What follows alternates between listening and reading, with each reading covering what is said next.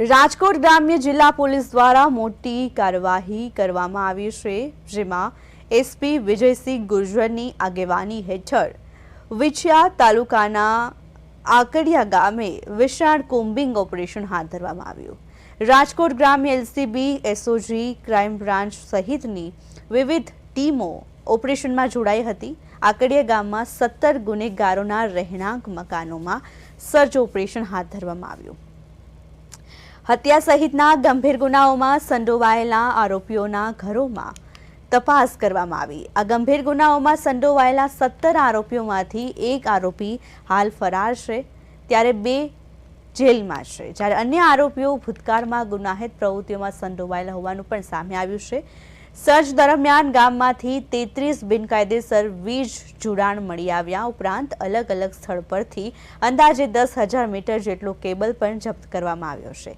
Jasdan PGVCL દ્વારા વીજ ચોરી કરનારો સામે કાર્યવાહી કરતા ₹21 લાખનો દંડ ફટકારવામાં આવ્યો છે।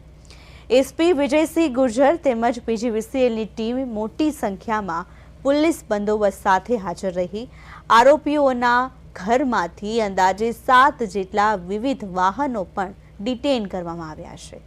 જસદણ, વિછિયા, આજકોટ અને ભાડલા પોલીસ સ્ટેશનની ટીમો આ સર્ચ ઓપરેશનમાં જોડાઈ હતી।